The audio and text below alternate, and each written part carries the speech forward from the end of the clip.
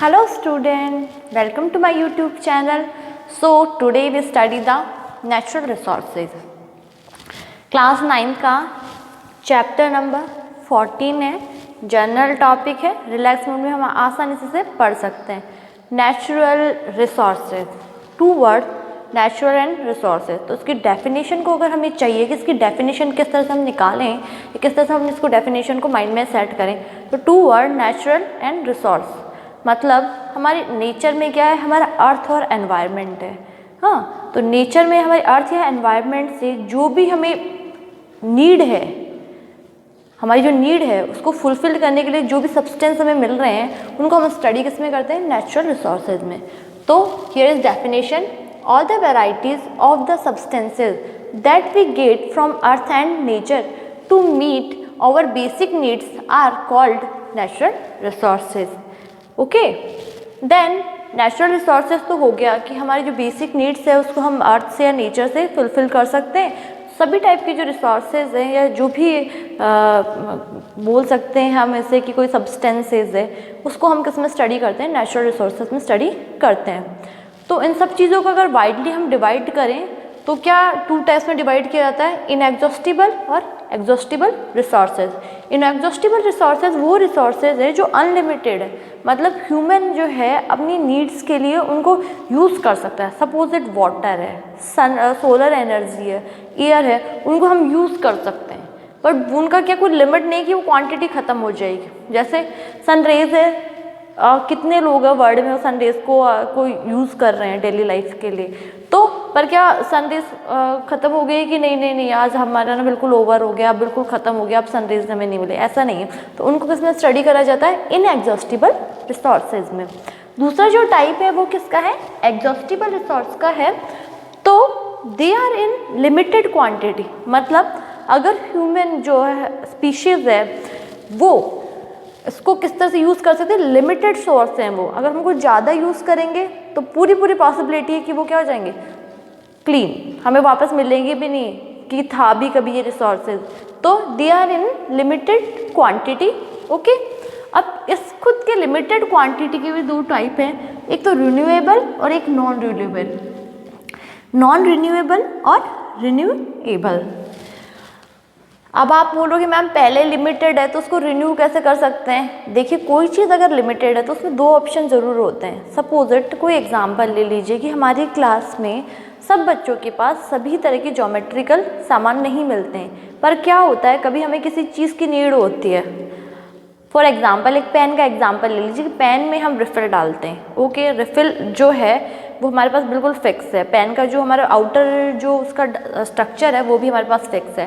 पर हमारी रिफ़िल ख़त्म हो जाएगी तो हम क्या कर सकते हैं, तब हमारे पास कोई ऑप्शन नहीं है. पर अगर हमारे पास ढांचा है और रिफ़िल नहीं है, या रिफ़िल नहीं है या ढांचा नहीं है, तो अगर हम इन चीज़ों को मैनेज करना चाहें तो रिफ़िल ख़त्म होने के बाद हम नई रिफ़िल को ढांचे के अंदर डाल सकते हैं. तो वही चीज़ को हम यहाँ पर समझाने की कोशिश करूँ कि लिमिटेड है हमारे पास क्वांटिटी, बट क्या है, रिन्यूएबल है. रिन्यूएबल मतलब एक पेन की इंक ख़त्म हो गई, उसमें हमने क्या डाल दी, नई इंक डाल दी, तो हमारा पेन वर्क कर रहा है.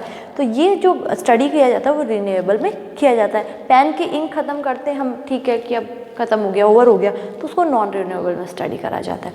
रिन्यूएबल में क्या है, देखिए जैसे फॉरेस्ट है, हमने एक पर्टिकुलर एरिया के सारे फॉरेस्ट को क्या कर दिया, काट दिया है, ठीक है. फिर हम वापस वहाँ से फॉरेस्ट को वापस से अगर हम चाहें तो हम वापस जनरेट कर सकते हैं. वहाँ पर वापस से एक फॉरेस्ट है जो पूरे एरिया वो ग्रीनरी हम कर सकते हैं. फॉरेस्ट है, वाइल्ड लाइफ है.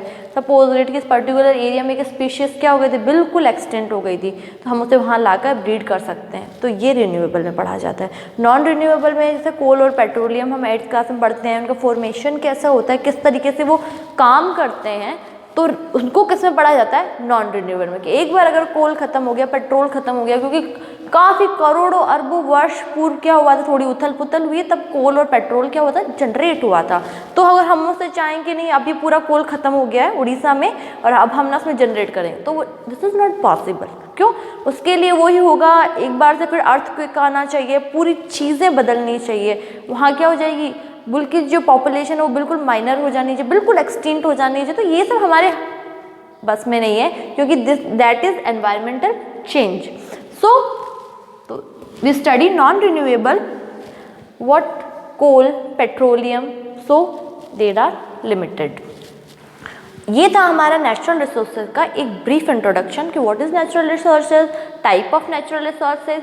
अब जो हम पढ़ते हैं नेचुरल रिसोर्सेज में, क्योंकि नेचुरल रिसोर्सेज क्या है, ह्यूमन नीड को कंप्लीट करने वाला है, तो सबसे बड़ी जो ह्यूमन नीड है वो हमारी क्या है, एयर। तो एयर के बारे में एक ब्रीफली इंट्रोडक्शन जो सब बच्चों को पता है कि the breath of life is air. Okay, air में कौन कौन सा कंपोजिशन है, नाइट्रोजन, ऑक्सीजन, कार्बन डाइऑक्साइड और आर्गन। ये कंपोजिशन आपको लर्न होना चाहिए। जो N2 है या नाइट्रोजन है वो 78.08% हमारे एटमॉस्फेयर में है। ऑक्सीजन कितनी है, 20.94 हमारा ऑक्सीजन है सेकंड नंबर पे। फर्स्ट पे नाइट्रोजन है, सेकंड पे क्या है, ऑक्सीजन है।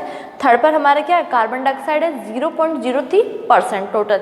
ये सारा जो डिवीजन है वो 100% को शो कर रहा है। और आर्गन कितनी है, 0.93%। इसके बाद में कुछ माइनर गैसेस होती है। अब बात आती है हमारी एटमॉस्फेयर की। जो एटमॉस्फेयर हमें सब दिखाई दे रहा है, उस एटमॉस्फेयर को हम किस तरह से स्टडी करें, तो यूजुअली एटमॉस्फेयर को है वो डिवाइड किया जाता है कितने लेयर्स में, उनके कंपोजिशन पे, उनकी डेंसिटी के अकॉर्डिंग कितने में, 4 लेयर में डिवाइड किया जाता है। फर्स्ट जो लेयर है वो ट्रोपोस्फियर है, सेकंड जो लेयर है वो स्ट्रेटोस्फियर है, और थर्ड क्या है, मेसोस्फियर है, और फोर्थ क्या है, थर्मोस्फियर है। How many layer, 4 layer. First is troposphere, second is stratosphere, third is क्या, मेसोस्फियर, और फोर्थ इज थर्मोस्फियर। अब थोड़ा सा ब्रीफली हम इसके बारे में नो करते हैं कि ये सब क्या है। देखिए एटमॉस्फेयर पे, मतलब यहाँ से अर्थ से 8 to 16 किलोमीटर, ये 8 किलोमीटर की बात कर रहे हैं, फीट की नहीं। तो यहाँ से जो हमारा एटमॉस्फेयर है 8 kg जो 8 किलोमीटर है यहाँ से अर्थ से, उसके ऊपर जो 8 to 16 है वो कौन सी, ट्रोपोस्फियर है। जो छोटा मोटा जो हमारा डस्ट पार्टिकल्स है, क्लाउड्स फॉर्मेशन है, या जैसे बिजली का चमकना है, वो सब इस लेयर में स्टडी किया जाता है। इस लेयर में चेंजेस आते हैं, वाइन वगैरह जो चलती है। स्ट्रेटोस्फियर की बात करें तो 16 to 50 किलोमीटर में ये आता है। जो स्ट्रेटोस्फियर है वो एक ओजोन शील्ड बनाती है, ओजोन लेयर इसमें प्रेजेंट होती है। स्ट्रेटोस्फियर में एक ओजोन शील्ड बनाती है, वो क्या करता है, अल्ट्रावायलेट या यूवी रेज से अर्थ को प्रोटेक्ट करता है। थर्ड जो है वो हमारा मेसोस्फियर है, 50 to 85 किलोमीटर है। और जो फोर्थ है हमारा थर्मोस्फियर है, 85 to कितना है, 500 किलोमीटर से। ये अपर एरिया है, उसका टेम्परेचर थोड़ा हाई रहता है। तो these are the basic types of atmosphere. इसके बाद में एयर का हम जो स्टडी कर रहे हैं उसका कंपोजिशन हम आगे स्टडी करते हैं।